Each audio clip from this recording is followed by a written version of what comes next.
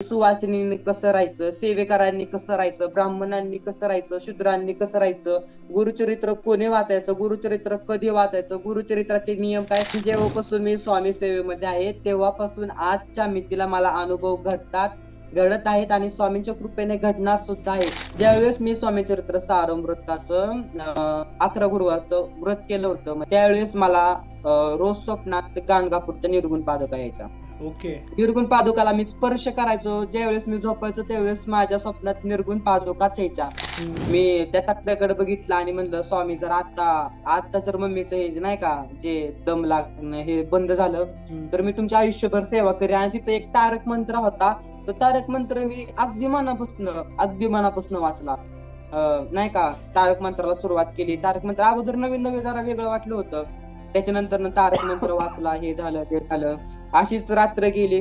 दुसऱ्या दिवशी मी 2-3दा तारक मंत्र वाचला आणि माझा तारक मंत्र पाठवून गेला. लिव्हर असतो का तो लिव्हर, तो डॅमेज झाला होता पूर्णपणे. अच्छा. वडिलांची कसल्या प्रकारची गॅरंटी डॉक्टरांनी केली नव्हती आणि त्यावेळेस मी प्रॉपर स्वामी सेवेत होतो. मला प्रॉपर माहित होतं की कुठं काय करायचं, कुठं नाही का, कुठली सेवा कुठल्या मार्गात करायची, किती नामस्मरण करायचं, किती जपध्यान करायचे. जोपर्यंत मला वेळ आहे रात्री मी 7 वाजता बसायचो. रात्रीच्या 11, 11:30, 12, कधी 1 वाजतोपर्यंत तारक मंत्र आमचा आईचा माझा चालू असायचा. त्या तारक मंत्राच्या तीर्थावरती आम्ही आमच्या वडिलांना बरं केलं आहे. नमस्कार मित्रांनो, स्वागत आहे तुमचं अजून एका नवीन पॉडकास्टमध्ये. तर आजचा जो पॉडकास्ट होणार आहे तो जरा वेगळा असणार आहे, कारण की भरपूर लोकांना ना आपल्या पॉडकास्टच्या सेटवरती यायला लोकेशन फार लांब वाटतं. परत काही कारणांमुळे ते येऊ नाही शकत. पण असे भरपूर भक्त आहेत स्वामींचे, दत्त महाराजांचे, ज्यांच्याकडे असे भरपूर काही अनुभव आहेत जे त्यांना शेअर करायचे आहेत, पण ते शेअर नाही करू शकत कारण ते आपल्यापर्यंत पोहोचू नाही शकत. पण हा जो पॉडकास्ट असणार आहे, ह्या पॉडकास्टच्या नंतर भरपूर असे पॉडकास्ट आपल्या चॅनलवरती येतील. घर बसल्या पण आपण त्यांच्यासोबत आहे ना जे अनुभव त्यांचे आहेत ते तुमच्यापर्यंत पोहोचवण्याचा प्रयत्न करू. तर नमस्कार दादा. नमस्कार. श्री स्वामी समर्थ. सर्वात अगोदर तुम्ही तुमचं नाव, तुम्ही कुठे राहता ते एकदा आपल्या ऑडियन्सला सांगा. नमस्कार सर्वांना, श्री स्वामी समर्थ. मी स्वामीसेवक साहिल दनाने आणि मी पाडेगाव जेजुरीच्या शेजारी 30 किलोमीटर माझं गाव आहे. या छोट्याशा गावातून मी आहे आणि मी सद्गुरू श्री स्वामी समर्थ महाराज तसेच श्री दत्त महाराज यांच्या सेवेत 5 वर्षापासून आहे. ओके. आणि अशा भरपूर स्वामी सेवेत मला भरपूर स्वामींचे अनुभव आहेत आणि स्वामींची माझ्यावर खूप कृपा आहेत आणि माझी स्वामींवर पण खूप भक्ती आहे. आणि स्वामींबद्दल ना भरपूर जणांना हे प्रश्न आहेत, म्हणजे गुरु परंपरा जी आहे, स्वामी कुठून आले, स्वामी कोण होते, हे सर्व म्हणजे भरपूर जण भक्ती करतात, पण त्यांना जे स्टार्ट आहे गुरु परंपरा त्याबद्दल भरपूर लोकांना माहिती नाहीये. तर ते तू जरा शॉर्ट मध्ये आपल्या ऑडियन्सना सांग, म्हणजे त्यांना क्लिअर होईल. म्हणजे हे बघ, सगळ्यात प्रथम जे आत्रेय ऋषींच्या घरी आपले श्री दत्त महाराज आले. आत्रेय ऋषींच्या घरी ब्रह्मा विष्णू महेश्वर हे 3 आले होते माता अनुसूये मातेचं सत्व पाहण्यासाठी. त्याच्यानंतर त्यांची अनुसूये मातेची त्यांनी सत्व परीक्षा घेतली. त्या परीक्षेत अनुसूये माता त्यांच्या परीक्षेला सामोरे जाऊन ते परीक्षा ती पास झाली त्या परीक्षेत त्यांच्या. आणि त्याच्यानंतर ब्रह्मा विष्णू महेश्वर यांनी 3 देवांनी माता अनुसूये मातेचा पुत्र होण्याचं ठरवलं. त्यावेळेस माता अनुसूया आणि अत्रि ऋषींच्या जो काय तो आश्रम होता त्या आश्रमात प्रथम श्री दत्त महाराज यांचा जन्म झाला.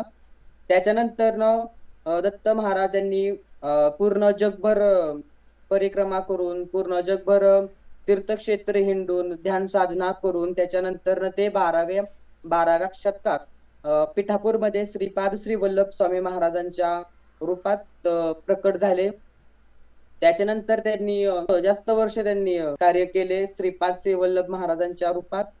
त्याच्यानंतर त्यांनी आपलं जे कार्य होतं ते कुरोपूरला समाप्त करून त्याच्यानंतर 14व्या शतकात नांदेडमध्ये कारंजा शहर आहे, त्या शहरात श्री नृसिंह सरस्वती स्वामी महाराजांच्या रूपात त्यांनी दुसरा अवतार धारण केला. आणि त्या दुसऱ्या अवतारामध्ये नृसिंह सरस्वती स्वामी महाराजांच्या शिष्य परंपरेत पण खूप शिष्य तयार झाले. सद्गुरू श्री नृसिंह सरस्वती स्वामी महाराजांनी पण अशा अनेक भरपूर लोकांना अनुभव दिले, भरपूर लोकांना असे वेगवेगळे अनुभव दिले. ते अनुभव आपल्याला गुरुचरित्रामध्ये वाचायला बघायला भेटतील. त्याच्यानंतर त्यांनी आपले अवतार कार्य संपवले कुठे, क्षेत्र गाणगापूर येथे भीमा अमरजा संगमावर ते गुप्त झाले. त्याच्यानंतर ते भीमा अमरजा संगमातून ते कर्दळीवनात ध्यान साधना करत 300 वर्षानंतर कर्दळीवनात ते प्रकट झाले आणि त्यांचंच नाव पुढे श्री स्वामी समर्थ पडलं. असा सद्गुरू श्री स्वामी समर्थांचा हा सगळा जीवन प्रवास. अगोदर श्री दत्त गुरु, त्याच्यानंतर श्रीपाद श्री वल्लभ स्वामी महाराज आणि त्याच्यानंतर श्री नृसिंह सरस्वती स्वामी महाराज, या तीनही देवांचा अवतार म्हणजे सद्गुरू श्री स्वामी समर्थ महाराज आहे. एवढंच की स्वामी महाराजांना नाही का जास्त स्वामींनी जास्त 300 वर्ष तपस्या केली.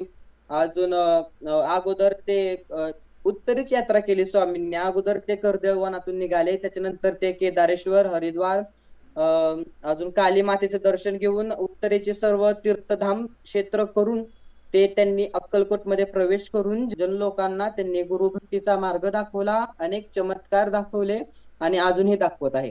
अच्छा, खूप छान दादा. कारण काय ना, लोक भरपूर भक्ती करतायत स्वामींची, पण ह्या सर्व छोट्या गोष्टी आहे ना भरपूर जणांना नाही माहिती. आपल्या ह्या छोट्या गोष्टी का नाही त्याच वेळेस समजणार आहेत ज्यावेळेस आपण श्री गुरुचरित्र वाचणार आहोत. स्वामी चरित्र सारामृत हा लघुचरित्र ग्रंथ आहे, तो वाचणार आहे. त्याच्यानंतर गुरु लीला अमृत हा ग्रंथ आहे, तो आपण वाचणार आहे. त्याच्यानंतरच आपल्या ज्या छोट्या छोट्या गोष्टी आहेत त्या समजणार आहेत. अशा छोट्या छोट्या गोष्टी खूप आहेत, त्या लिहून ठेवल्यात आहे. अशा खऱ्या खुऱ्या गोष्टी आपल्या नाही का हिंदू धर्मातल्या संस्कृतीतल्या ग्रंथांमध्ये अजूनही त्या गोष्टी आहेत आणि त्या वाचल्याशिवाय आपल्याला कळणार नाही की नक्की स्वामी कोण आहेत आणि कुठून आले काय. नाही, बरोबर आहे. आणि गुरुचरित्र वाचल्यानंतर तू जसं म्हणालास की भरपूर काही गोष्टी समजतील लोकांना, तर गुरुचरित्रामध्ये पण ना एक मोठं गुरुचरित्र पुस्तक आहे आणि अजून एक आहे नक्की ते दुसरं जे छोटं गुरुचरित्र बोलतो. तर ते छोटं गुरुचरित्र जेव्हा लोक वाचतात त्यावेळी त्यांना ते फळ मिळतं का? नाही, माझा तर एक असा प्रामुख्याचा सल्ला आहे जो आपले वासुदेवानंद सरस्वती स्वामी म्हणजे अर्थात टेंबे स्वामी महाराजांनी लिहून ठेवलेलं जे प्रमुख गुरुचरित्र आहे, जे मोठं आपण ओवीबद्ध गुरुचरित्र बोलू त्याला, ते गुरुचरित्रामध्ये असा स्पष्ट उल्लेख आहे की ते गुरुचरित्र स्त्रियांनी वाचू नये म्हणून. जे आपले बाकीचे प्रकाशक असतात, समज असं वेगळे प्रकाशक असतील कोण, किंवा थोडक्यात आपण तुला दिंडोरी प्रणीत वाले माहितीत तुला, मठ आहे ऐकलंय बरोबर. हा, तर त्यांनी त्यांचं पण बघ एक छोटं गुरुचरित्र आहे. म्हणजे त्यांनी त्या मोठ्या गुरुचरित्रामधला फक्त छोटासा सार जो आहे तो सार आपल्या नाही का आपल्या सोयीप्रमाणे त्या छोट्या गुरुचरित्रामध्ये घेतला आहे. तर माझा प्रामुख्याने जे आपले सेवेकरी आहेत, प्रमुख पुरुष किंवा तुझ्या माझ्या वयाची जे मुलं आहेत, त्यांनी प्रामुख्याने वासुदेवानंद सरस्वती स्वामी महाराजांनी जे मूळ गुरुचरित्र लिहिले, मूळ पोते आहे, त्याच पठण करावं. आणि निश्चित जर तुम्ही त्या मोठ्या गुरुचरित्राचं पठण करचाल तर त्याचं फळही देखील तुम्हाला तेवढंच भेटणार आहे. एवढंच की त्या मोठ्या गुरुचरित्राचे जे काही नियम आहेत ते थोडेसे प्रखर आहेत, पण त्याचा अनुभव पण तेवढाच प्रखर आहे जेवढे त्याचे नियम प्रखर आहेत.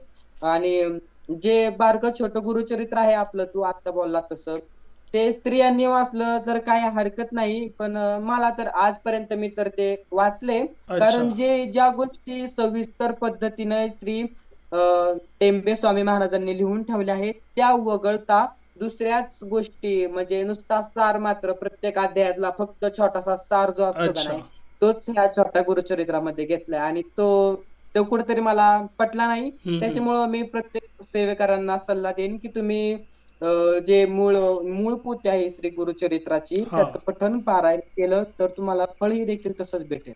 बरोबर. म्हणजे तुझं म्हणणं आहे की जे मूळ पुस्तक आहे ते वाचलं तर त्याचं फळही तसं मिळेल आणि त्याच्यामध्ये भरपूर काही गोष्टी आहेत ज्या एक सविस्तरपणे प्रॉपर असं डिटेलमध्ये सांगितलंय त्या पुस्तकामध्ये सांगितलं. हा, म्हणजे आता तू समज गुरुचरित्रामध्ये जे काही 52 अध्याय आहेत आणि 53वी अवतारणिक आहे.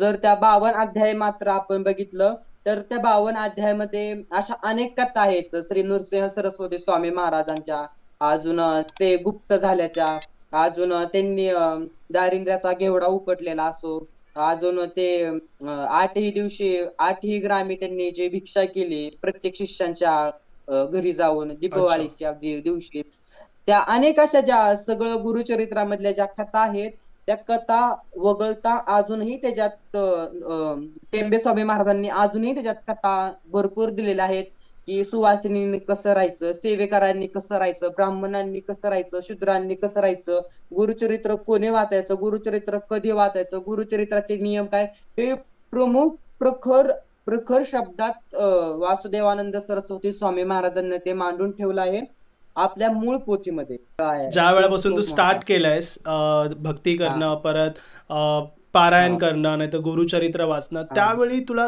काही ना काही अनुभव तर आलेच असणार. तेव्हापासून जेव्हापासून मी स्वामी सेवेमध्ये आहे तेव्हापासून आजच्या मितीला मला अनुभव घडत आहेत आणि स्वामींच्या कृपेने घडणार सुद्धा आहेत. मी स्वामी सेवेमध्ये 9वी मध्ये असताना आलो, ज्यावेळेस मला काही समजत नव्हतं. कोविडचा काळ होता, सगळा पूर्ण कोविड. ओके.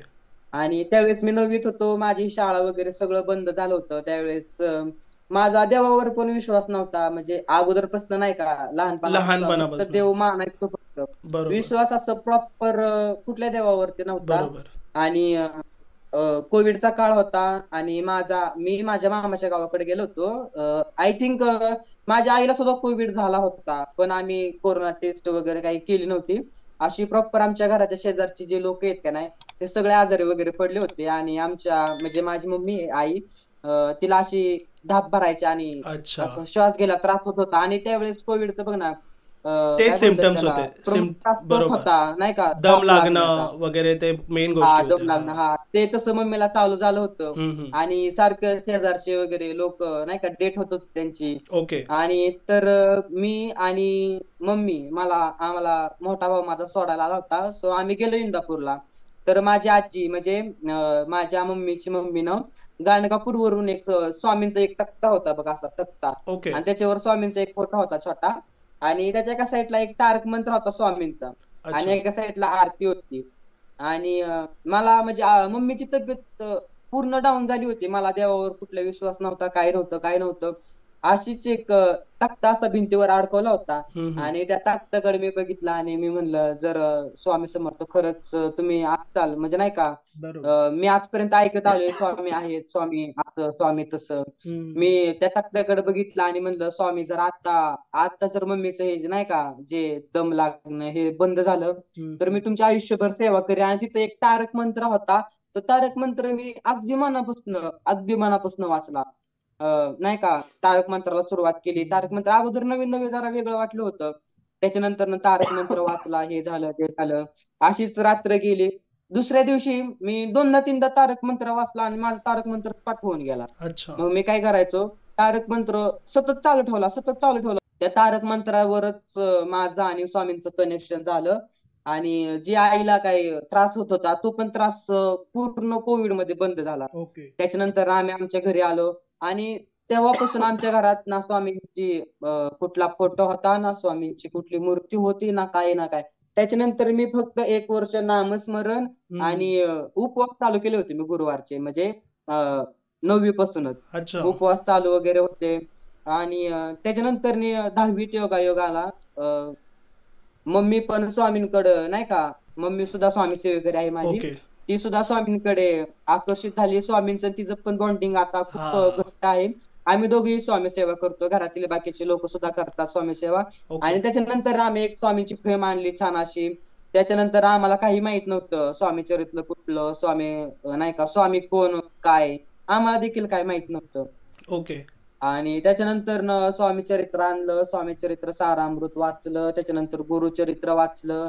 त्याच्यानंतर त्या पहिल्या स्टार्टिंगला मला आलेला अनुभव, ज्यावेळेस मी स्वामी चरित्र सारामृताचं 11 गुरुवारचं व्रत केलं होतं, म्हणजे मी स्वतः, त्यावेळेस मला रोज स्वप्नात गाणगापूरच्या निर्गुण पादुका यायच्या.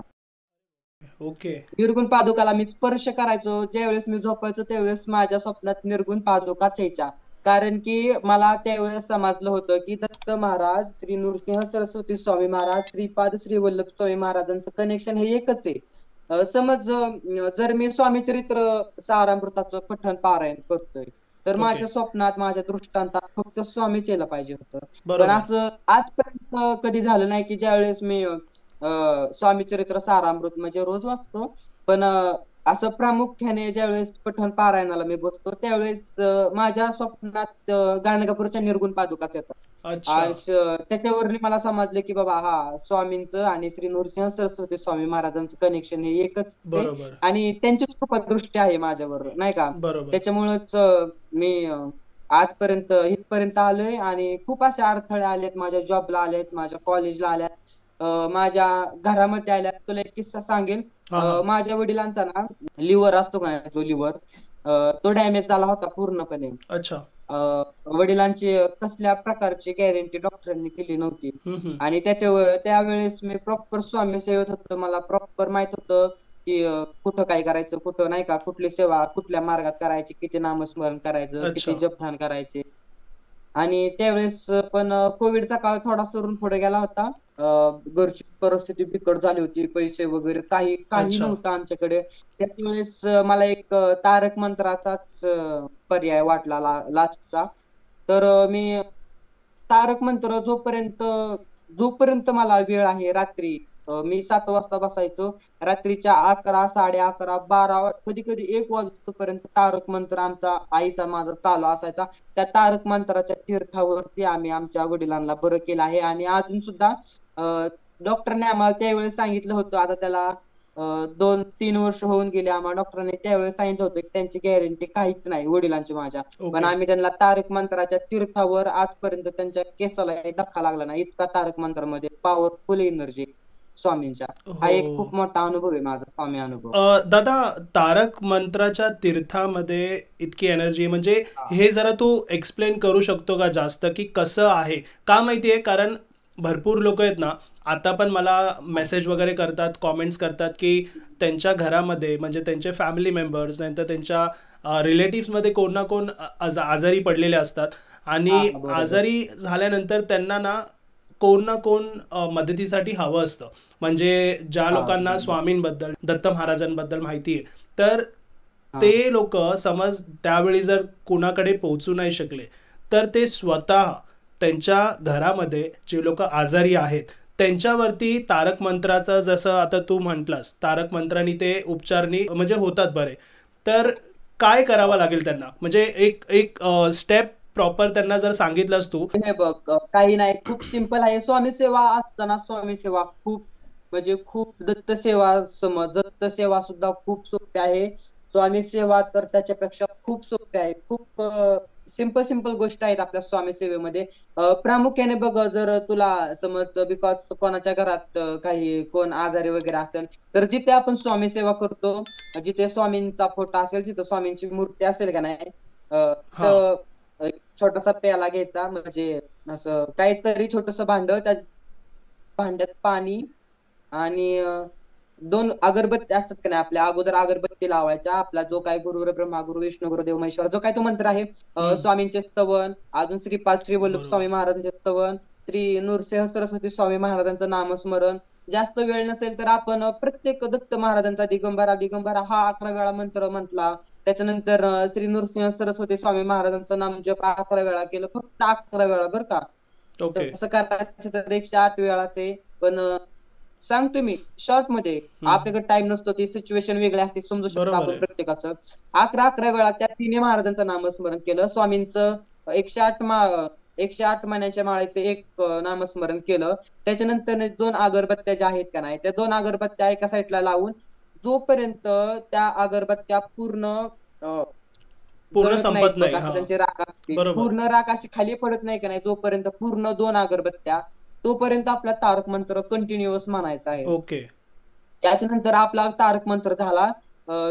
जी राख असते आपल्या त्या अगरबत्तींची, ती त्या प्याल्यामध्ये टाकून जो कोण पेशंट असेल, जो तुमच्या घरातले नातेवाईक कोणी असेल, अच्छा. त्याच्या जिभेवर जरी एक थेंब जरी ठेवला आणि स्वामी श्री दत्त महाराजांचं नाव घेतलं, तरी त्या तीर्थाची एवढी पॉवर आहे की त्या अच्छा. तुमच्या पेशंटला तो जास्तीत जास्त नाही, पण 2 ते 3 किंवा एक आठवड्याभरात तुमच्या श्रद्धेनुसार. त्याची आणि गरज. त्याच्यामध्ये ना आपला भाव त्या तीर्थामध्ये गेला पाहिजे, आपली भक्ती त्या तीर्थामध्ये गेली पाहिजे, आपलं नामस्मरण श्री दत्त स्वामी महाराजांच्या चरणात गेलं पाहिजे, तर ह्या गोष्टी होऊ शकणार नाही. नाहीतर हे बघ, आजकालचे लोक काय बोलतात, हा माझं काम झालं पाहिजे, हा श्री स्वामी समर्थ, श्री स्वामी समर्थ, माझं असं होऊ द्या, माझं तसं होऊ द्या. हे ह्यानी काही होत नाही. आपला तो जो स्वामी आहे, तो श्री दत्त महाराज आहे, तो भावाचा भुकेला आहे. बरोबर त्याला ना तुमचा पैसा पाहिजे, ना तुमचा अडका पाहिजे, ना तो म्हणतोय मला तुम्ही कोंबडा कापा, ना तो म्हणतोय बरोबर तुम्ही मला बकरं कापा. असल्या काही गोष्टी नाहीत. बरोबर फक्त तो बरोबर भावाचा आणि नामाचा भुकेला आहे. बरोबर बरोबर. ओके. नाही, मला माहिती आहे की हे ऐकल्यानंतर भरपूर लोकांचे जे प्रॉब्लेम्स चालू आहेत ते लोक सुरू पण करतील आजपासून.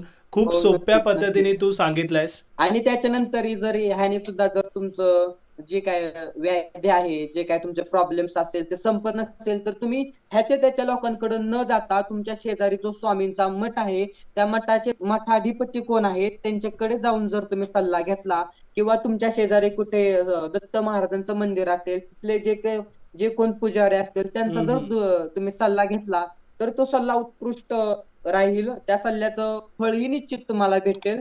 फक्त तुम्ही चुकीच्या लोकांकडून माहिती न घेता, जे कोण मठाधिपती असतील, जे कोण श्री दत्त स्वामी महाराजांचे प्रॉपर सेवेकरी असतील, म्हणजे नाही का, आजकाल आहेत खोटे सेवेकरी पण भरपूर, बरोबर त्यांच्याकडून सल्ला न घेता जे कोण मठाधिपती आहेत, जे श्री दत्त महाराजांच्या मंदिराची निर्मिती आहेत, जे पुजारी आहेत, त्यांच्याकडून सल्ला घेतला तर उत्तमच होईल. तुम्हाला मार्गही सोपा भेटेल आणि बरोबर तुमची कामही देखील होतील. बरोबर बरोबर.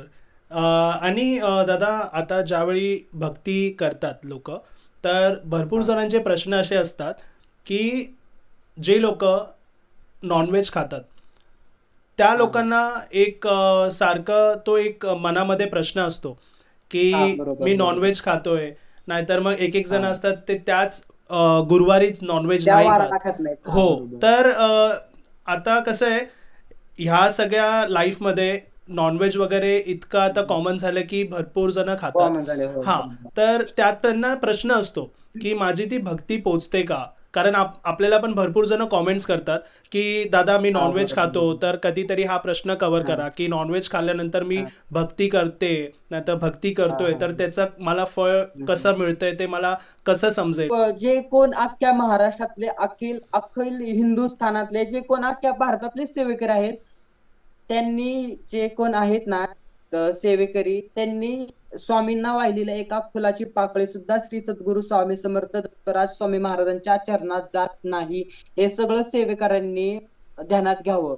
स्वामींचा अवतार कार्य दादा कशासाठी तुला तर माहित असेल. बरोबर. जी आपली धर्मस्थापना जी आहे, म्हणजे जो आपला धर्म आहे, तो कुठेतरी भरकटत चाललेला, त्या भरकटत चाललेल्या धर्माला मूळ पदावर आणण्यासाठी श्री दत्त महाराजांचा अवतार आणि त्यांचे जे काय अवतार कार्य आहेत 3, तुला मागाशी सांगितल्याप्रमाणे, त्यांचं कार्य हेच आहे की अधर्म परिवर्तक जे लोक नास्तिकमय झालेत त्यांना मूळ पदावर आणण्याचं. आणि लोक अच्छा. काय काय करतात, जर समज नॉनव्हेज खाणं हे आपल्या हिंदू धर्मातलं आहे का, म्हणजे आहे का आपल्या हिंदू धर्मात आपण की नॉनव्हेज खाऊन स्वामी भक्ती करावी किंवा शंकराची पूजा करावी? असं कुठलाही देव तुमची भक्ती स्वीकारत नाही. तुम्ही वाहिलेला एक काय बोलतात तांब्याभर पाणी सुद्धा स्वामींच्या चरणात जाणार नाही.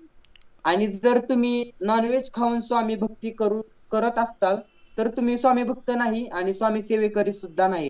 कारण तुम्ही श्री गुरुचरित्र जर उघडून बघितलं, तर गुरुचरित्राच्या 4थ्या अध्यायामध्ये 4 युगांचे सांगितलं आहे. 4 युग कसं, कलियुगात काय काम करणार, त्रेतायुगात काय काम आहे दत्त महाराजांचं, सतयुगात काय काम होतं. तसंच कलियुगात वासुदेवानंद स्वामी महाराजांनी लिहून ठेवले. ब्रह्मादेवाने कलीला विचारलं होतं की तू कली कोणाचं वाईट करणार नाही. हम्म. तर कलीनं सांगितलं होतं, जो कोण मांसाहार करेल, जो कोण काय बोलतात त्याला व्यसन करेल, जो कोण हिंदू धर्माचे म्हणजे नाही का हिंदू धर्म सोडून वागेल, हा हा. त्याला मी सदा सहाय्य करणार. देवाची कोण देवाची पूजा करेल, देवाची भक्ती करेल, देवाचं नामस्मरण करेल, त्याला मी सदा त्रास देणार. आणि असंच होतं. नाही का बघ, जे कोण देवाची पूजा अर्चा करतात त्यांना जास्त त्रास असतो बघ. बरोबर आहे. सारखं त्यांचं म्हणणं पण असतं, हा मला बरोबर. त्रास होतोय असं तसं, तर तो कलीचा त्रास असतो. परंतु हे गेलं सगळं. गुरुचरित्रामध्ये दिले की जर तुम्ही सात्विक अन्न घेत असाल, सात्विक राहत असाल, सात्विक सात्विक वागत असाल, तुमची आचार भावना सात्विक असेल तरच तुम्ही सेवेकरी बनू शकता किंवा एक भक्त बनू शकता. अच्छा.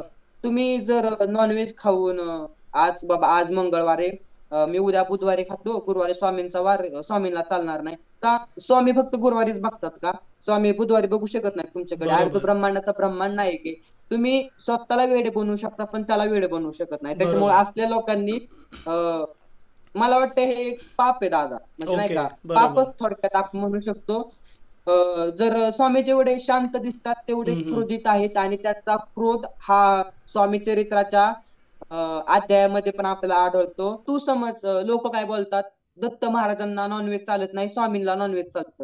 अच्छा. म्हणजे नाही का, स्वामींची नॉनव्हेज करून नॉनव्हेज खाऊन केलेली स्वामींना स्वामी सेवा चालते, दत्त महाराजांची सेवा ही नॉनव्हेज करून नॉनव्हेज खाऊन करायचीच नाही, मग दत्त महाराज श्राप देतात. अच्छा. असं तर ऐकलंय का लोकांकडून? असे बोलतात लोक. असे भरपूर लोक बोलतात. बरोबर. हा, मग त्यांना एकच गोष्ट सांगायची, जे कोण सेवेकरी असतात, जे कोण लेडीज असतील, महिला असतील, किंवा तुझ्या माझ्यासारखे यंग जनरेशनची मुलं असतील, हम्म, हम्म. त्यांना माझा हात जोडून विनंती आहे, मित्रांनो, तुम्ही नॉनव्हेज बंद करून आपल्या हिंदू धर्माला धरून चालून भक्ती मार्ग, आध्यात्मिक मार्ग धरा. तर तुम्हाला स्वामी प्रचिती स्वामी श्री दत्त स्वामी समर्थ महाराजांचं कार्य काय आहे आणि स्वामी कोण आहेत हे नक्कीच कळेल. बरोबर. धन्यवाद दादा, तुम्ही तुमचा वेळ काढलात आणि इतकी इन्फॉर्मेशन आपल्या प्रेक्षकांपर्यंत पोहोचवली. आपण अजून एक भाग आणूया ज्याच्यामध्ये भरपूर काही प्रश्न आहेत जे कव्हर करूया. तर हा भाग नक्की प्रेक्षकांना आवडला असेल, आणि जर तुम्हाला आवडला असेल तर लाईक, शेअर आणि ह्या चॅनलला सबस्क्राईब नक्की करा. धन्यवाद.